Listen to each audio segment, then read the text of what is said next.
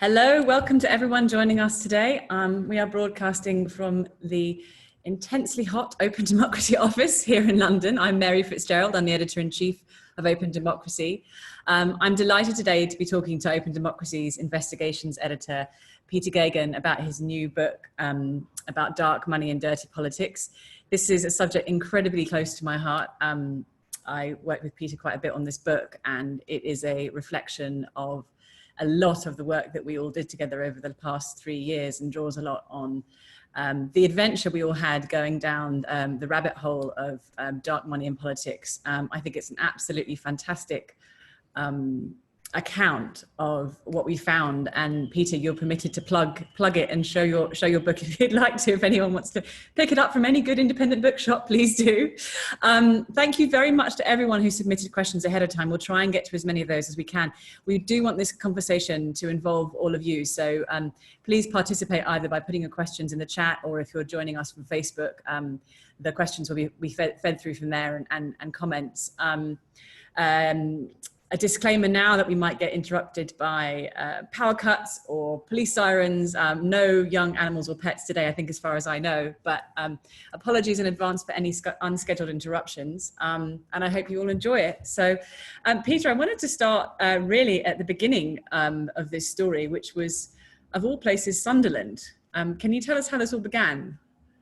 Yes, well, before I do that, I'm going to say a big thank you to someone who's on the chat. I see Pauline from Glasgow has said that she likes the hair, which this is 5 months of lockdown hair, so that, Pauline, has made my day completely. So thank you very much. I've been swithering should the hair go or not, so thank you very much. Yeah, no, but going back to where this book started from, like, I'm still quite amazed that this book exists, because it isn't a book I ever really thought I was going to write. It's a book that started life back on the 21st of June 2016, 48 hours before the Brexit referendum, and I was in Sunderland, in the northeast of England. And I've been sent there as a reporter working for the Irish Times, and I've been sent there to do the kind of job that a lot of reporters do before a big political event, before a big vote. You're trying to go and get the colour, to get the sense of what's life like in a town that's going to be voting. Like, how are people feeling? How are they feeling about the European Union?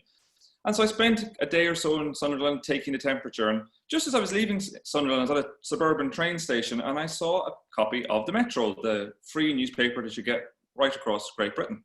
And in a big front page advert, and it said, "Take back control," which everyone probably remembers, a big vote leave slogan. But I kind of thought it was interesting. I just kind of was playing with the newspaper, and I looked at the back of it, and it had, I noticed, the lion's head logo of the Democratic Unionist Party, and a little imprint that said "paid for on behalf of the DUP." I thought, that's very curious. The Democratic Unionist Party, the biggest party in Northern Ireland, quite a parsimonious party, not known for spending huge amounts of money, especially outside of Northern Ireland, especially not on things like a Brexit referendum. I found myself asking, well, what's the DUP doing spending all this money? And I did that thing. I took a tweet, I took a picture of it, sent it out on Twitter, and kind of put the newspaper back in my bag and kind of started furiously filing my copy for the next day's edition. But in the kind of weeks and months that followed, I did find myself thinking about it quite a bit. I was like, well, what was going on with that advert? Because I used to work as a journalist in Belfast, and I knew that political donations in Northern Ireland were secret, from a law dating back to the Troubles, from the history of political violence in Northern Ireland. So, to protect people who want to take part in politics, things like political donations were kept secret. And the months drew on, and I really forgot about it, to be honest. And in early 2017, I got a message from Adam Ramsey, who's now my colleague at Open Democracy, in many ways purely as a result of this. And Adam said to me, I'm interested in the DUP's Brexit spending. And Adam had been in Edinburgh in the days running up to the referendum, and he'd noticed that there was lots of posters and placards around Edinburgh that had the same "paid for on behalf of the Democratic Unionist Party" on the imprint. And Adam was thinking, that's really odd. What's a DUP doing? Kind of canvassing, paying for election materials in Edinburgh. It's a long way from Belfast as well. So Adam and I got on the phone, and we started working together. We started trying to figure out, well, what's the story here, and how can we tell it? And we quite quickly were able to start to piece together some of the DUP spending. We were able to see, we had this big advert, and we were able to see that the advert had actually not just appeared in Sunderland. People had seen it all over Great Britain. It had actually been it's been a 4-page wraparound advert in the whole of Great Britain, because ironically, actually, the Metro doesn't circulate in Northern Ireland. We were able to see that there's also been all sorts of other types of DUP material, placards and posters all around Great Britain too. And we ended up being able to write this story that was able to say that the DUP had spent at least £250,000 on its Brexit campaign. £250,000 in Northern Ireland is a huge amount of money. It was 5 times as much as the DUP had spent its entire Stormont devolved campaign about a month earlier. So it's a huge political donation. But actually got even more interesting because this story landed at a very interesting time in Northern Ireland. It landed in kind of late February 2017. And at the time, the Stormont Assembly had collapsed because of a scandal around what was called cash for ash. Basically, the government, and it was really mainly DUP ministers, had been paying farmers and businessmen and others to burn wood pellets, and for an unlimited amount of wood pellets. So this scheme was kind of rumoured to have cost about up to £400 or £500 million to the Northern Irish Exchequer. It's a huge sum of money. So there was all these questions swirling around about the DUP and financial probity, because a lot of the people who benefited from cash for ash, and we know more about this now because Sam McBride's brilliant book, have been DUP supporters. So when we published this story, myself and Adam, it caused a bit of a storm in Northern Ireland, it's fair to say. People were asking, where did all this money come from for the Brexit campaign? Like, we're asking Arlene Foster what had happened. So this then became a major kind of cause célèbre, and it sparked a huge, huge amount of questions. My favourite moment of that was Arlene Foster pretending that she had a sore throat during a press conference to justify not answering any questions about this donation. Carry on, sorry. That was just she was fielding questions. So if you think about it, it was February 2017. The DUP, biggest party in Northern Ireland, but now under pressure because of its spending. A lot of, it subsequently lost a number of seats in the election, the snap election. And Arlene Foster's fielding all these questions about this huge amount of money. And what's interesting about this, and the reason I'm talking about all this, is because if it was normal times, actually, if it hadn't been in this election, the DUP could have actually said nothing about this money. They would have been able to say, really just said nothing. We would have written our story, and they could have got away with saying nothing about it because of this level of secrecy in Northern Irish politics. We'll talk later about electoral laws in Britain, but the maximum fine for breaking electoral law in Britain is £20,000. But if anybody gives out information to do with a donation in Northern Ireland from before donations were made transparency, they can face up to 6 months in prison. So this is, you're not allowed to talk about political donations in Northern Ireland from before they were transparent.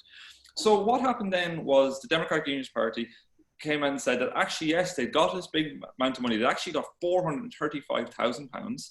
It had paid for all their referendum spending across the United Kingdom, and it had come from a thing called the Constitutional Research Council. So Adam and I had written this story. A lot of pickup had happened on the back of it. Journalists were chasing after it. So when this news broke that the money had come from the Constitutional Research Council, Adam and I really got straight onto the phone together and started going, well, who are these guys and what's going on with them? And the Constitutional Research Council sounds like a really grand title. You can imagine them having a great big building in Pall Mall in central London, people running in and out, talking about researchers at the Constitutional Research Council. Well, think again. The Constitutional Research Council is basically, it is a legal fiction in many respects. It's what's called an unincorporated association in British electoral law. And again, that's a grand title for something that doesn't have a legal structure and standing. Basically, an unincorporated association doesn't have to file company accounts, doesn't have to list its members, doesn't have to say where its money comes from. It's really just a vehicle for giving money to politics in Britain. But the Constitutional Research Council did have one member, a chairman who'd been in the press before, called Richard Cook. Richard Cook had been a kind of serial, unsuccessful Scottish Conservative candidate in East Renfrewshire, an area south of Glasgow. He'd also been the vice chairman of the Scottish Conservatives. So Adam and I, when this name came out, started going, what can we find out about Richard Cook? And maybe because we were really into this story already, we were ahead of the game on it. We were able to kind of quite quickly piece together some new information about Mr. Cook. And some of what we pieced together was really quite interesting. We discovered that shortly before he'd made the donation, a few years before he'd made the donation to the Democratic Unionist Party, he set up a company called Five Star Investment Limited, which had 3 directors, Mr. Cook, and a man who was the former head of Saudi secret intelligence, and another Danish man who had been involved in gun running in India in the 1990s. So these are quite colourful characters to be involved in a company with a man who then goes on to give a significant amount of politics. And so unsurprisingly, we started writing more and more stories about this. And really that one story, and there was lots more stories about Mr. Koch, which are in my book, and lots more on Open Democracy's website. But that kind of sparked my interest, and I think a lot of the wider interest in Open Democracy, and asking this question about, like, where does money come from in our politics? And we'll talk about that in a second, but I just want to break some bad news, which is that I've written an entire book about this. I spent 3 years writing lots of articles about it. Open Democracy's published lots of material. I think we've broke a lot of important stories, but I still don't know where the DUP's money came from. So if anybody's listening to this and knows, please get in touch. Oh, I would love to know the answer to that question. It's something, we started with that narrow focus, didn't we? We thought we are going to find out. And it's the one thing, we found out so many other things, but it's the one thing we still don't know the answer to. But someone asked a related question about that, which is, how much did the DUP spend in Northern Ireland itself on the Brexit campaign? They spent the princely sum of £10,000 in Northern Ireland. And actually, interestingly, all this spending happened, I should say as well, all this spending that they were able to do from this huge donation happened in the vital last days of the Brexit referendum. So, you know, it was this big newspaper ad 2 days before the referendum. It was tens of thousands of pounds on Facebook ads in the crucial final week. And one of the reasons, really, and I hypothesize in my book about this, is that, or one of the potential reasons, is that by that stage, the official Leave campaign, Vote Leave, which was Dominic Cummings and Matthew Elliott, had run out of money. And they had no more money to spend. And actually, I have one of the news findings in my book is that in May of 2016, a few weeks before the referendum, actually Matthew Elliott had emailed all the senior staff at Vote Leave saying, like, you know, that don't forget that the DUP can spend up to £700,000 nationwide. So, and under British electoral law, you're not allowed to do what's called collaborate, work together, or coordinate. So political campaigns have to tell the Electoral Commission if that's what they're doing. And this didn't happen in this case, but the Vote Leavers subsequently found to have broken electoral law by coordination. And so the kind of nature of the DUP donation would suggest that, you know, so little was spent in Northern Ireland that this was something that might have been happening here in this case. So, I mean, I've always called it donation laundering, basically, on the part of the DUP. You have to be careful about who you say that about, but as a political party, that's effectively what they did. Interestingly, Anthony Barnett, who's the founder of Open Democracy, and this is something we spend a lot of time talking about as well, he said, you pull the thread and the whole pullover has been shivered and shaken. So where do you think the money came from? We have spent so much time speculating on this. It's not even the $64,000 question, it's the £435,000 question. Where did this money, but I think the fact that we still have no transparency about where this money came from really shows just how impoverished our political laws and rules are. So if you think about it, so what's interesting, just to mention quickly, without getting into too much technicality, is that by 2016, donor secrecy in Northern Ireland existed, but also it didn't exist. And what I mean by that is, in 2014, a new law had gone through Parliament, pushed by Naomi Long, who is an Alliance Party MP for East Belfast. And that was going to end donor secrecy in Northern Ireland. So what happened after 2014 was that every political party in Northern Ireland had to treat all donations the same as everywhere else in Great Britain. They had to file all the accounts, they had to file all the data, all the details. The only difference in Northern Ireland is that the actual donations and the details weren't made public. But under this law, they could retrospectively be made public. So at any time in the future, the Secretary of State could decide, you know what, I'm going to publish all the donations from 2014 on. One of the reasons why this was done was because it was trying to basically to stop this happening, because it was kind of thought that, well, politicians wouldn't do anything too kind of malevolent almost, or kind of untoward, because they know that this was going to come out eventually. So by the time we started writing the stories, and on the back of our stories, this did become an issue. There was a lot of calls for an end to donor secrecy in Northern Ireland. So fast forward to kind of the summer of 2017, and donor secrecy is become an issue for the Northern Ireland Affairs Committee in Parliament. And unsurprisingly, a lot of people are saying that there should be donor secrecy, and it should happen from 2014 onwards. And all the political parties in Northern Ireland are saying this, or at least they're hinting at it. You know, not some of them less more so than others, all except for one political party. No prizes for guessing what political party did not want donor secrecy.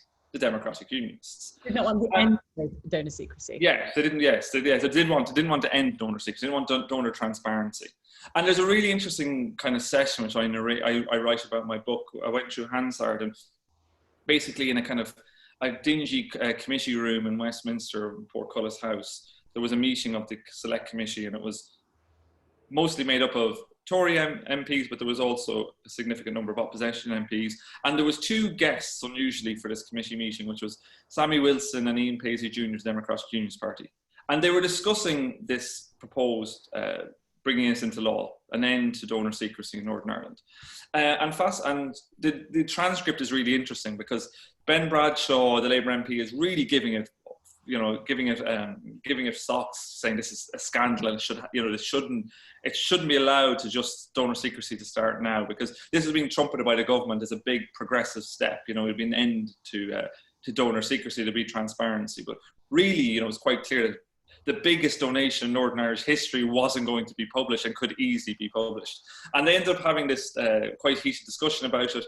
And at the end of it, all the Conservatives voted not to backdate donor secrecy, donor transparency, and not to end donor secrecy. But it's also worth bearing in mind that at that time, Theresa May had a minority government, and I don't know if anybody remembers whose votes she depended on for it. Yes, it was the Democratic Unionist Party. So, it was a very, very British fudge in the end. It was a very, very British fudge. I remember that debate very well in that committee room. Both Adam Ramsey and Jim Cusick, our colleagues, were there. I was watching it live. And there was an ambush, really. Labour were really keen to push through this backdated transparency law. We all wanted to know the answer to this question.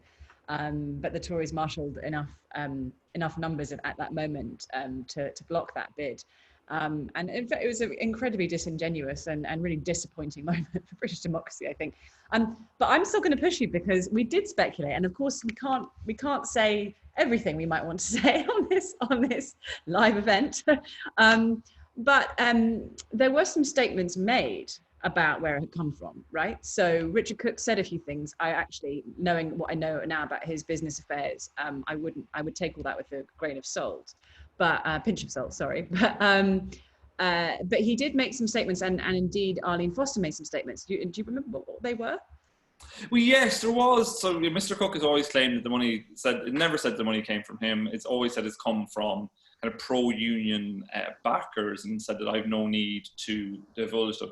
And interestingly, Richard Cook then later appeared in the European Research Group of the kind of cadre of hardline Brexiteer Tories in their WhatsApp group, and actually gave money. The only other donation that the Constitution Research Council ever made was for a Christmas party for the ERG back in the end of 2016, which around the time the ERG started to become this kind of major force in British politics. And Arlene Foster always said similar things. It came from England. She said it's just very Irish phrasing. It came from England. Like all bad things, it came from England. Let's not talk about it. And it came from a pro-union force and all the rest. And we also approached, my colleague Adam Ramsey asked lots of kind of leading Conservative donors who were involved in unionist politics, had they given money to this campaign? And many of them didn't answer the question. Some of them did actually say they hadn't done it, but in actual fact, because of the nature of this mechanism and because of the nature of the secrecy, it is still, one of the few things we can say about it is that the Constitution Research Council failed to uphold electoral law in the donation. They were actually subsequently fined by the Electoral Commission for not declaring themselves as an election participant during the referendum campaign. So we know things about this. So there's pieces. It is like a jigsaw. There's some pieces sitting there, but the question of where exactly the money came from is still shrouded in secrecy. But the Electoral Commission that knows, or at least they've been told a name and address or addresses by. Well, this is part of the problem with it, is that they should have been, but the question is how much have they checked of this? So we did do this where it is like, this is the problem with British election law. It's past the parcel. The DUP's Gregory Campbell told our colleague Marcus LaRue at Source Material that it wasn't his job to look after where this money had come from, which it pretty much was.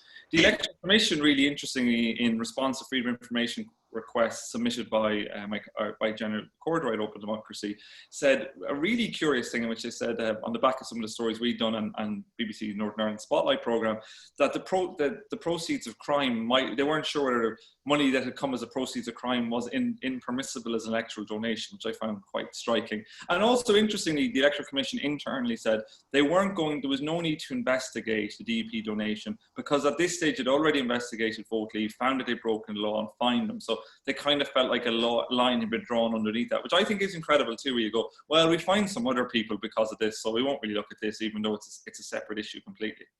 And then Richard Cook subsequently failed to show up to parliamentary inquiries where they wanted to speak to him, and there was all kinds of obfuscation. You know, Dominic Cummings is not the only person who's been found in contempt or shown his contempt for parliamentary committees trying to get to the bottom of questions about transparency and money in politics. We could talk about that one all day, but we should move on. A couple of people have asked, and I think it's worth actually doing now, and we should talk about Brexit more broadly, but several of people have asked, you know, how do you investigate this stuff? You know, what do you do? How do you find out these things? You know, what are your investigative tools and techniques? And there are things that obviously we can't say, but what can you say about the way you look at these questions? And maybe you could do it with looking at the examples of some other stories we did around funding for the Brexit campaign.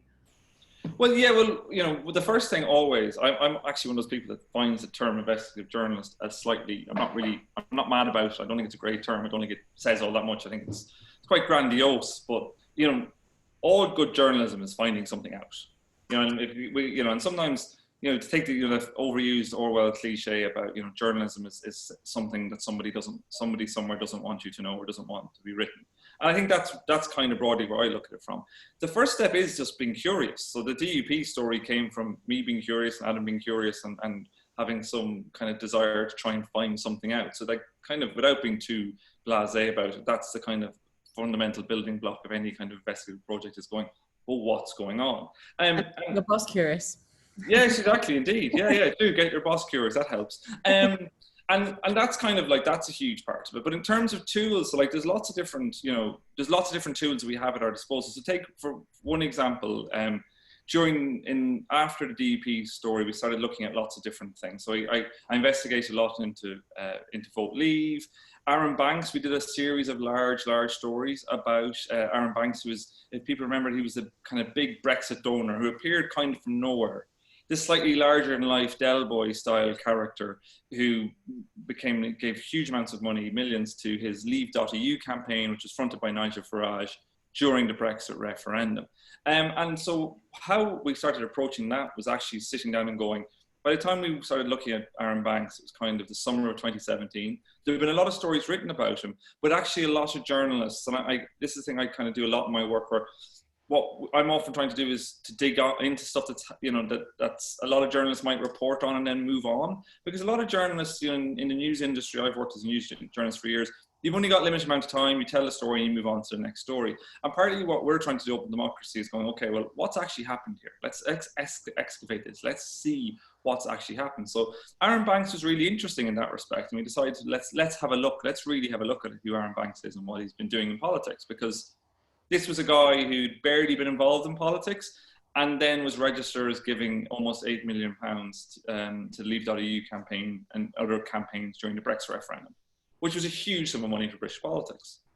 And to do that, we did a lot of things. We looked at things like tried to build up a picture of his financial interests through companies, looking at his companies, mapping his incredibly opaque and convoluted company structure to try and understand how all that worked, to try and get an understanding of how much money was in his business. Like, you know, fundamentally, was he able to spend all this money? Did he have that much money to spend? And we were able to raise substantial questions about that, which led to kind of Ben Bradshaw raising issues in Parliament about this extent of Aaron Banks's Brexit campaign, you know, to see how was he able to afford all this. But the other thing we started doing as well was then like kind of trying to identify sources and trying to cultivate sources who had been involved in Aaron Banks's business world, in his Leave.eu campaign, to try and get an understanding of how that, and it's the big thing about how investigative journalism works, is often you're looking for multiple ways to try and understand an issue. So I'll try and cultivate sources. And I ended up spending quite a lot of time in Bristol, which is where his business empire was,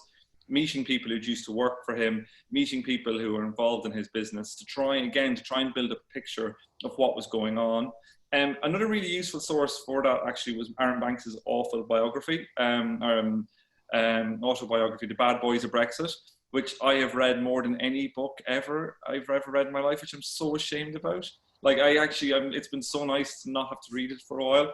And so that was actually a really useful source of information because he'd said stuff in it. Like you were able to look at, okay, what's he said when. And also kind of trying like using things, public access tools like freedom of information. So trying to understand what kind of, even though, because he's a private businessman, and freedom of information only applies to public authorities, but trying to understand, okay, well, what public authorities might Aaron Banks have interacted with? What businesses, what regulators, from the Electoral Commission through to the Information Commissioner, through to things like Companies House, all these different kind of like official, like kind of layers of bureaucracy that Aaron Banks might have been engaged with. So you're kind of, it's a lot of, it's like when it comes to like kind of trying to investigate big stories like this, you're using lots and lots of different tools. And that was actually probably the biggest investigation, longest running investigation for my book and from the work that we did. We spent months actually investigating Aaron Banks, and we wrote a lot of stories about it.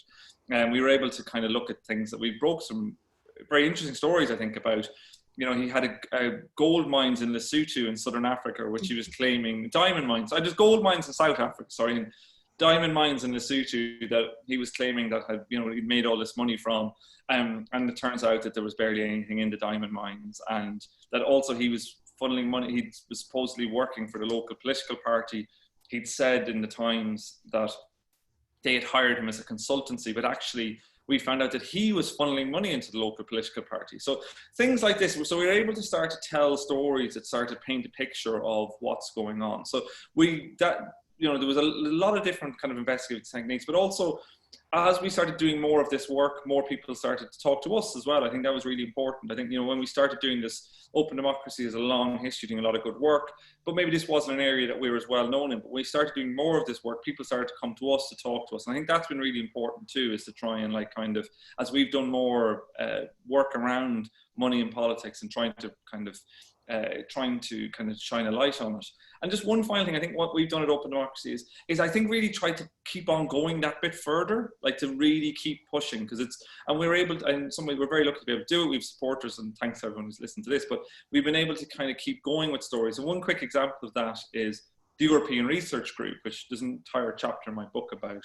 And the European Research Group, many people wouldn't realise, really is funded by public money, because it's funded by the ERG, just explain briefly who they are. Yes, for listeners outside of the UK, the European Research Group is, and as explained in lots of detail in my book, the European Research Group is kind of a backbench conservative grouping that is kind of very hardline, pro-Brexit, very in favour of things like a US-UK free trade deal, but which, to be honest, until the 2016 Brexit referendum, really barely existed at all. I talked to former members for my book who were talking, like it was just a talking shop for about 10 or 15 MPs. And after the Brexit referendum, it kind of morphed into this really dedicated, it had its own spokespeople for different issues. It would be interviewed on television as if it was almost a political party. It was a party within a party, and was very important in pushing the kind of direction of travel of British politics, especially under Theresa May's premiership, and ultimately the end of Theresa May as Conservative leader and Prime Minister was down to the ERG. But the ERG was funded primarily through its members, who were able to give £2,000 a year each through their parliamentary expenses. So it's research, which often didn't look like it was probably all that extensive in terms of research, was able to, was funded by the taxpayer, essentially. So Jenna Corduroy, who I work with a lot at Open Democracy, wrote a freedom of information request to the Independent Parliamentary Standards Authority, IPSA, asking for examples of the research that the European Research Group had produced. And this was in January of 2018. We paid for this research. Yeah, we paid for it, yes, completely. And so then what happened was this really long running to and fro between IPSA and Open Democracy, and IPSA did not want to give us this information. They said, even though his research had been paid for by taxpayers and paid for by public money, they said that giving this money out could damage their relationship with the ERG. So they wouldn't give it out, which is I thought quite surprising to say. So we did, so this lasted for about 9 months, even though the Freedom of Information request response should come within 20 working days. So at the end of this long process, we ended up appealing to the Information Commissioner, and the Information Commissioner ruled in favor of the public body. So this is a year into this. So he spent a year trying to just get what is taxpayer-funded, public-funded research produced by DRG. So what we did then was we took it all the way to what's called an information tribunal. So which is led by a judge. It's very, like, this sounds, it's very intensive experience. You have to write skeleton arguments. You have to present your arguments before a judge. The other side is present. They make their arguments. And in a small court in central London then, 18 months after the initial request, Jenna Corduroy went in and successfully argued her case. And the research that had been paid for by taxpayers by DRG was finally released. Unsurprisingly, a number of trade experts that we showed the research to didn't think very much of it. Indeed, were very, very scathing about it. But it was, I think that's the kind of thing, that's a form of investigative tool there, is the kind of ability to be able to spend that length of time to get that out. Because I think for a lot of other journalists, say in the traditional newsroom, you just wouldn't be able to do that. Yeah, and I mean, it's my job here to say that, you know, we do rely on your support, everyone who's listening, and our many supporters, to be able to really put this amount of time and work into getting answers to these kinds of questions. It's an 18-month process just to get information that had been, you know, paid for by the taxpayer into the public domain. And we've had lots of examples like that. And, you know, so if you do want to support our work, my colleague Adam can put the link in the chat. But we don't take dark money, we don't have corporate sponsorship, we don't have advertising, we don't have paywalls, and if you think this work is important and you think this kind of dogged determination of awesome people like Jenna should continue, then please support us. I want to move away from a little bit away from Brexit, and it's not, because of course it's the problem that you talk about in your book is not just money influencing elections and referenda. It's influencing what we see and hear, and it seeks to influence what we think. Can you say a bit more about that? Yeah, so what was interesting to me, like I came to this issue from, as we discussed, that DUP story, and then we started looking at like things like Aaron Banks and Vote Leave. But then I became very interested more generally in kind of like the wider role of money in politics. And I found myself like reading a lot about the kind of history of influence campaigns in politics, and particularly think tanks in Britain. So some people might know like this. Basically, these are kind of particularly kind of anonymously funded think tanks. So what these are is kind of organizations with really fancy, grandiose titles like the Institute of Economic Affairs and Policy Exchange, which sound very independent, very like kind of dry and academic, and as if they produce really impartial research that I think, you know, that could have a real value to add to public debate. But actually, in fact, most of these organizations are funded by corporate donations, and they will say that they just produced what they are saying is what they believe anyway. It's very possibly true, but what it does do is they're able to put kind of very corporate positions into the public domain in a way that looks as if it's kind of coming from a neutral source, but really it isn't.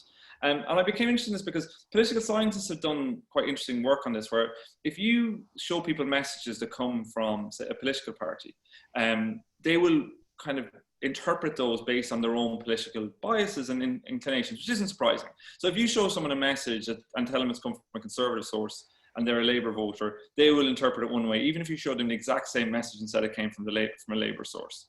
But if you show people a message from what they think is an independent or an impartial source, they will be far more open to it and will often almost always judge it less harshly than they would what seems like a political message. And so I started being interested in like, well, what's the role of these think tanks? Because I was seeing them on my television screens all the time as well. I was hearing them on the radio. I was hearing politicians, especially after the Brexit referendum, cite things like research reports written by Legatum, the IEA, Shankar Singham, who's a trade lobbyist that I write about a lot in my book. And I was going to ask, well, who are these people? Like, and how do they get so much access to politicians?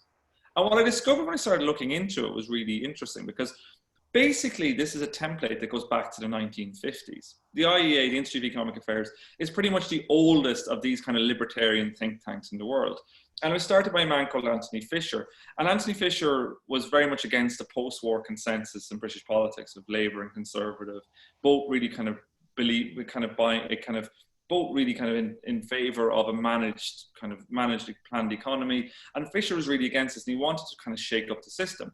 And he went to see Friedrich Hayek, who was a very famous economist who at the time, libertarian economist, neoliberal economist, who at the time was teaching at the London School of Economics. And Fisher said to Hayek, look, I want to change this system. And Hayek said to Fisher, what you want to do is not to become a politician, because Fisher was asking, should I go into politics? He said, no, don't go into politics. That's a waste of time.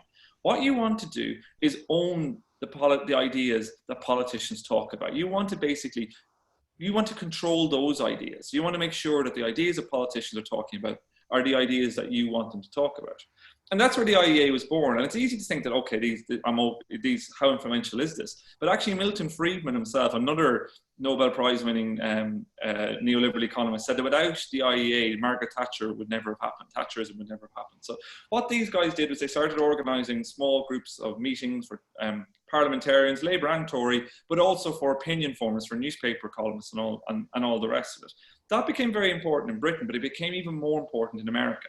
Fisher went to America and set up literally hundreds of these think tanks. And from the 1970s on, these think tanks became a huge way to spend money in politics and to influence politics. You might have heard of the Koch brothers. Jane Mayer's book, Dark Money, kind of narrates the story of the Koch brothers, who were oil barons, huge plutocrats, who literally spent billions. And they had this kind of theory of change, which was that you would inculcate political change, not by funding political parties and politicians, but by funding universities and institutes and getting them to change the things that you're talking about. A great example of this is actually climate change. What happened was, if you wonder about why is climate change now an issue, basically a bipartisan issue in American politics, and even in times in British politics, it's because a huge amount of money was spent by companies like ExxonMobil and others, people like the Koch brothers, to undermine the science of climate change and to muddy the waters of it. There's a very good documentary series by Peter Pomerantsev on Radio 4 about this at the moment called How They Made Us Doubt Everything. And it shows how pernicious and how capable, even relatively small amounts of money from corporate donors anonymously going into things like think tanks, into researchers, and can really shape and warp the political agenda. So I became very interested in that. So I found myself writing a lot about that role of that in British politics. And my book deals in that in quite a lot. And I think it's been something we're starting to see more and more. And we've not, for a long time, there hasn't been questions asked about how this access to British politics happens. And just to give you one example of what think tanks can do, there's I cited my book, it's from sometime in the 2010s, not too long ago. The Institute of Economic Affairs kind of cited its media reach, the value of its media output for 1 year, £66 million. The IEA's annual turnover every year is always around 2 million. So that's a huge amount of reach. So that's basically kind of trying to get a sense about how easy it is to influence our politics through corporate lobbying and through anonymous donations that way. And I think in many ways, that's a far more effective way of shifting our politics than just giving money to politicians. And if you think about how much the kind of center ground of British politics has shifted over the last 5 years, how issues like free ports, which was not even an issue at all, and has seen the idea of setting up these ports around Britain after we leave, after the end of this year, in which they're kind of effectively like mini tax havens. It's been kind of seen around the world as a bad idea. That's something that came out from an anonymously funded think tank and got pushed into the kind of the back of the Tory party, and now emerged as a government policy. So there's real ways in which this can have a huge impact especially on specific kind of policy agendas. And I think we've far too often seen these kind of people on our televisions as kind of cranks or as just as kind of outriders, as not very important, and really not these kind of ask these real deep questions about, well, who is funding you? And I think it's incredible. I'm amazed that when someone turns up on television and they work for an organization that doesn't declare its donors, that isn't the first question that they're asked. I mean, it should be BBC policy, right? And they should not have people on who don't declare their donors. That's how I feel about it. But certainly, it should be the first question that anyone gets asked when. Yeah, yes, indeed. Yeah, and also these are charities, which I think is also surprising. They're all educational charities, and so they're able to have anonymously funded, anonymous donations in this way. So yeah, that's something I think, but I think it's really important to understand that this isn't just a British thing, and this, I try in my book to kind of narrate some of the relationship between big lobbyists in DC and Britain. And one thing that I found really interesting is that in America, it takes huge amounts of money to influence politics, even anonymous lobbying. You will have to spend millions and millions and millions of dollars, tens, hundreds, billions of dollars to influence politics. Whereas in Britain, and actually as one former minister, Koch Brothers, a former Tory minister, actually said to me on the record in an interview for my book, just give £250,000 to a think tank here and you can do a huge amount of work. And I think that's the thing as well, where when I first started doing this work, I thought, Britain doesn't have the same problems as America because there isn't as much money floating around the system. Actually, I think it's probably worse because here, even a small amount of money can go a really long way. And indeed, I mean, you've covered the think tanks and lobbying point well, but you can pay 50 grand to have dinner with Conservative ministers. Yeah. I mean, you can talk a bit about that, the sort of cash for access stuff that we've done as well. Speak a bit about how cheap it is to get access comparatively here to government ministers and some of the work we've done recently on that. Yeah, well, this is the same issue. Like you've got what's called we've seen actually in the last few months there's been a lot of questions and in many ways almost scandals around political donations in British politics because British politics runs on private money, and one aspect of that, a big aspect of that for the Conservative Party is a thing called the Leaders Group of Tory Donors, which is basically kind of top tier of Conservative donors who are overwhelmingly very kind of rich business elite. And for just £50,000 a year, you get to attend a quarterly Leaders Group social events, which are private dinners attended by the Prime Minister, attended by cabinet ministers, all off the record. No notes are kept. No record is kept of who attends the meetings. They had for a time when there had been a previous scandal about it, because back in the kind of early days of David Cameron's Conservative administration, he talked about how lobbying was such a terrible thing. He said, we have to clean this up. He said, the kind of quiet word, this all has to end. And they did briefly publish some of this data, but actually they've stopped even saying who goes to these meetings. And that's a huge problem. It's a huge problem because you're able to have anonymous access to senior politicians, and we don't know what's happening at it. And okay, you might go, does this matter? Really? Like, they're just having a chat, they're donors, do they get anything out of it?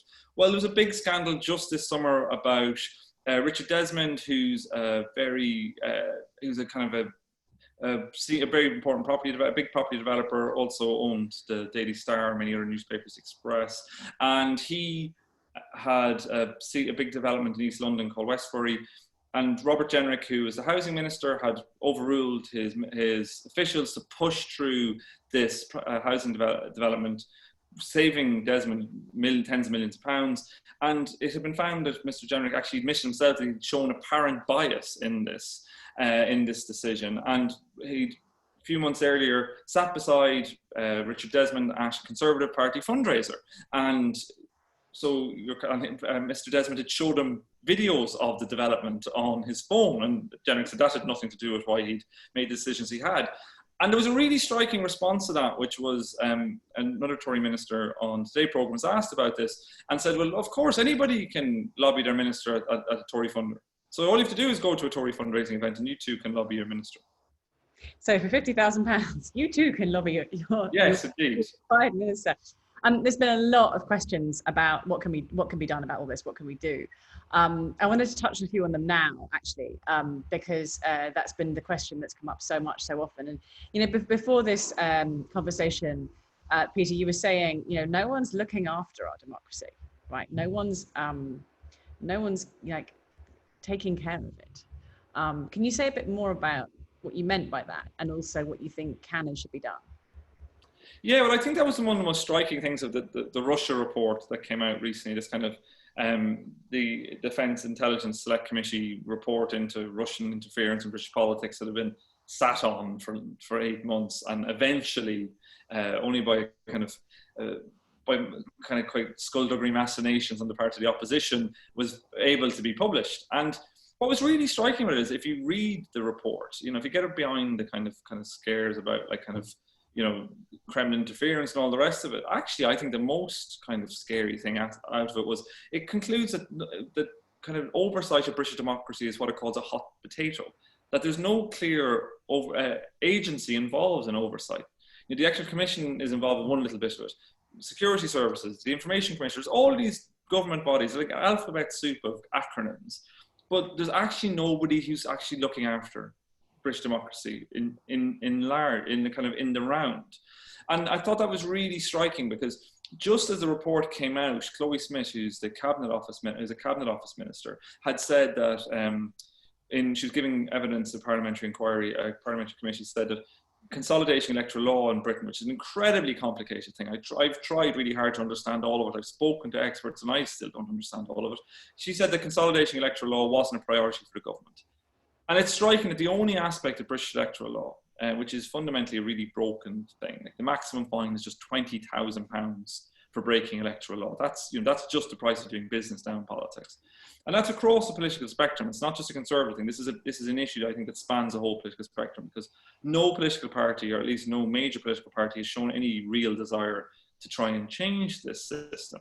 I like one of my colleagues pointed out that you can be fined more for touting tickets for a football match than you can for breaking electoral law, i.e. you can cheat in an election and the penalty is lower than cheating in selling football tickets.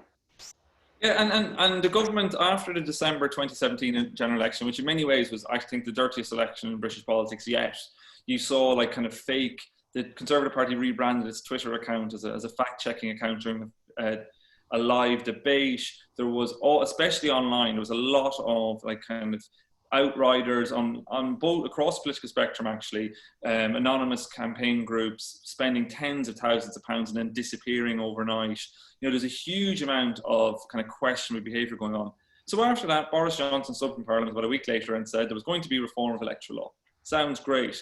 But the only thing that Boris Johnson had said he wanted to reform was mandatory voting in Britain. So it already exists in Northern Ireland. So you had to show a proof of ID to be able to vote, which is, we already know from America, it can be disenfranchising anyway, but also actually even outside that, it's tilting at windmills. In the 2017 general election, there's less than 10 cases of supposed voter impersonation and not one successful prosecution. This is not a problem. The problem in British politics is not in the ballot box. It's not with the counting of votes, it's not with voter impersonation. But rather than actually address the real problems with electoral law, it's much easier to do something about something that isn't a problem at all. And it's hard not to feel that one of the reasons why that is because the system benefits more than anyone else those who are in control of it. And if you, like, why would a political party that's won an election want to change a system that already benefits them? I want to come back, like, really what can happen? Like, what can and should change?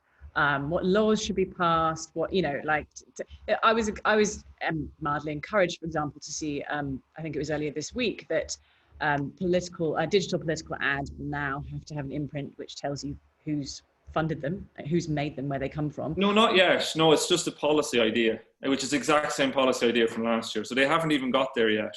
That's still not even... Right, so it's just a proposal. Yeah. Okay. But if it got took up, this would be a good thing, right? And it wouldn't just apply to ads, but to all social media content and also for third-party campaigners. So assume that that's one thing that I think you would support, right? Yes. Oh, yeah. So completely. I think that's the floor, not the ceiling, I guess. And I think that's the huge problem. Like, there's loads of things we could do to take money out of politics in Britain. I think there's lots of constructive things that could be done. You know, if you look around the world, we are unusual in having unlimited maximum donations to political parties. In France, it's about €7,500 for an individual. In Britain, in my book, I suggest you can make it £10,000 as a maximum individual donation in a given year. You could, would encourage political parties to actually, I think, could have a good democratic advantage too, in that it would encourage political parties to try, and they'd have to kind of spread their nets much wider to try and bring in more small donations. And another thing that could happen quite easily is the state. People hate the idea of the state funding political parties. But there's ways to do it in ways that are, I think, quite creative. So you could have the state match funding small donations. So for example, for every donation under £500, which is the threshold for declarations, the state could match fund that. You could make membership of political party tax deductible, because actually less and less people, you know, there's been some spurts at times, but historically we have far less membership of political parties than we had in, say, 40 or 50 years ago. So there's things that could be done, I think, which would definitely help a lot. So a lot of these things, think tanks could be forced to disclose their funders. So, you know, it isn't, there's, you know, there's a lot more we could do, like, especially when it comes to online political campaigning. We could get rid of, and this is one of my concerns actually about the proposals that are at the moment about political transparency for ads. Really, they'll only affect political parties. So it'll still be possible for outrider groups, for kind of what are called non-party campaigners, who often push the hardest lines. They would still be free actually to buy and sell ads without any comeback. Like in my book, and we reported on this as well, back a while ago, back in start of 2019 maybe, about a campaign called Britain's Future, which had bought hundreds and thousands of pounds worth of Facebook ads. I think it might have been up to £1 million worth of Facebook ads, all pushing for a hard Brexit. And this campaign was run by a man in his 20s who been an unsuccessful Conservative candidate and wrote a couple of episodes of a sitcom. And so it was like, how is this possible? And if it actually emerged later that the campaign was being run by the firm run by Linton Crosby, who's a very famous Australian spin doctor who's worked for the Conservative Party for many years.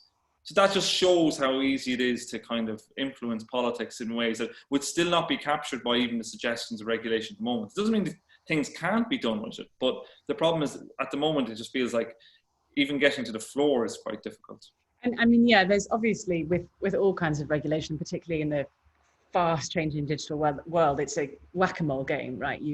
The law is quite a blunt and slow moving instrument, as is regulation, to deal with something that is still traveling at light speed. So, but I don't think that means that we shouldn't try. I think the trouble is there's not the political will, right? And again, I think a lot of people in this conversation have asked the question, how do we get people to care about this? I mean, we've had quite a technical and detailed conversation here today, and a lot of our stories are very technical and detailed. And okay, we got lucky, you know, we found some gun runners and some Saudi intelligence agents and some strange deposits of waste in various parts of the world and diamond mines and stuff, right? So we were able to sort of narrate it quite vividly at times, but this is nerdy detail, right? And it's complicated.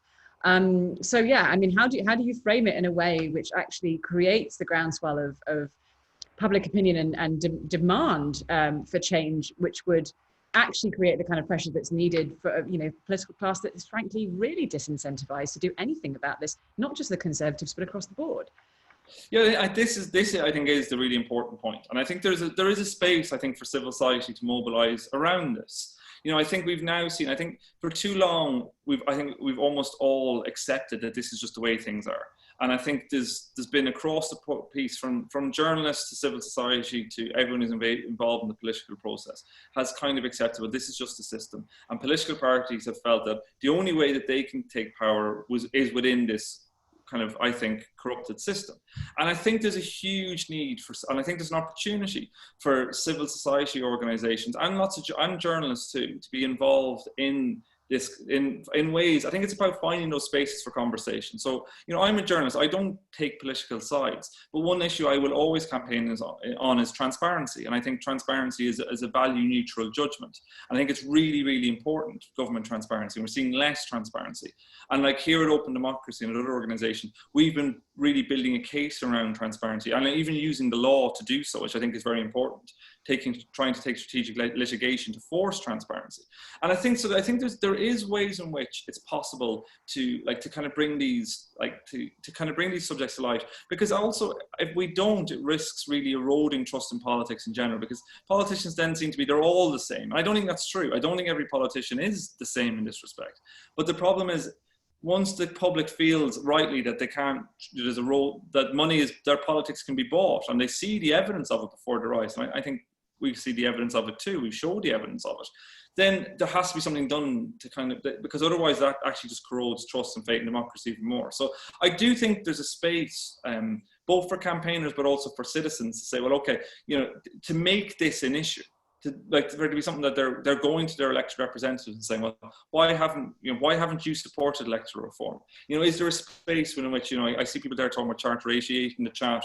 You know, there's a lot of people who've done really great work. Like Charter 88 was absolutely foundational in getting freedom of information onto the statute book here in the UK.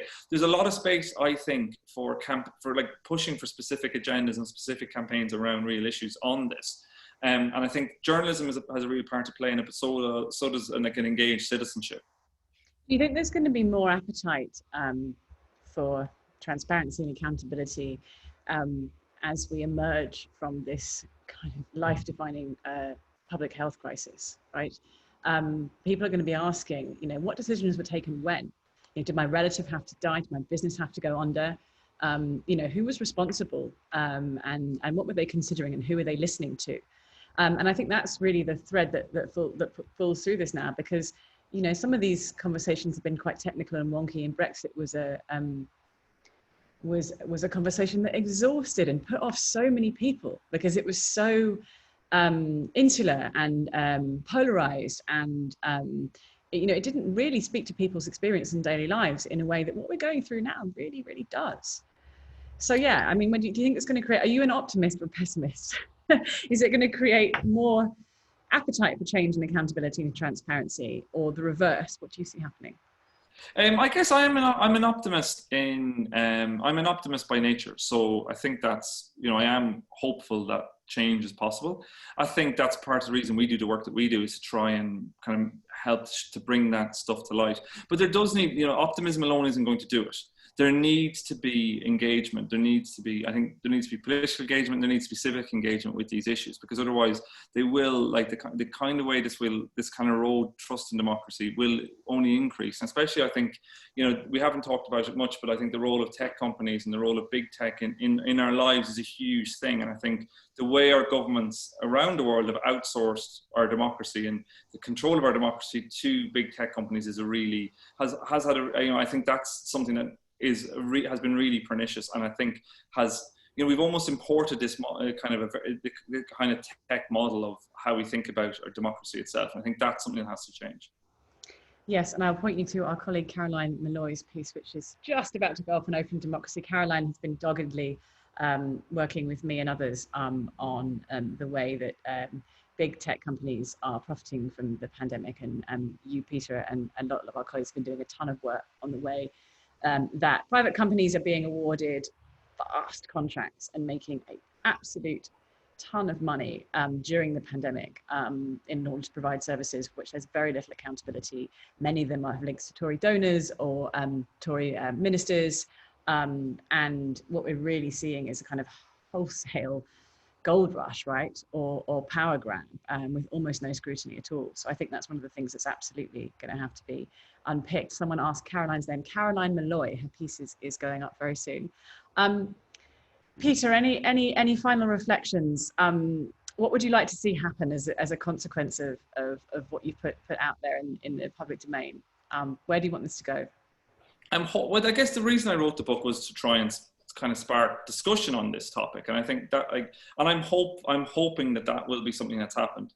Like, in some respects, I've been really pleased to see that in the last few weeks we are starting to talk more and more about this, partly because some of the aspects of cronyism has just got so blatant. We had, you know, the incredible New Year's dissolution honours list from the Prime Minister that included everyone from his own brother to Yevgeny Lebedev, the owner of the Evening Standard and the Independent, and the host of many a party in Umbria that Boris Johnson has attended. And so that really was, I think that's kind of crystallised, I think, a sense of like that something is really rotten in the system. But I honestly hope that this can hopefully be a catalyst for change, that there's enough in this that people can read it and go, actually, there's something in this. I want to, whether it's whether you're an MP and you read it and go, actually, well, this is a system that needs to change. I want to be part of change. Or if you're a citizen and you read it and think the same and think, okay, there's an action around this I want to take. There's opportunities. There's a lot of good, you know, there's a lot of really good new grassroots organisations around corruption, spotlighting corruption and others, and who are doing good work on this. So I think there's opportunities to support groups that can, I think, who have expertise and can mobilise for change. And please support journalists who are exposing all this corruption and cronyism as well. Without information, we can't do anything about the world we live in, and we can't make it a better place. Peter Geoghegan, thank you so much. Please continue to follow us and sign up to our newsletter if you haven't already. Peter, we're doing lots of fantastic stories in the coming months with colleagues. I hope you've all enjoyed this. I'd encourage you all to tune in next week. We're going to have a discussion about how we work after coronavirus. How is coronavirus changing the nature of work? Do follow us on Twitter or Facebook, and thank you all for joining, for your excellent questions and participation. Have a good morning, evening, or afternoon, depending on where you are. Thank you so much. Thank you everybody for joining in. Really appreciate it. Thanks, Peter. Thanks. Bye.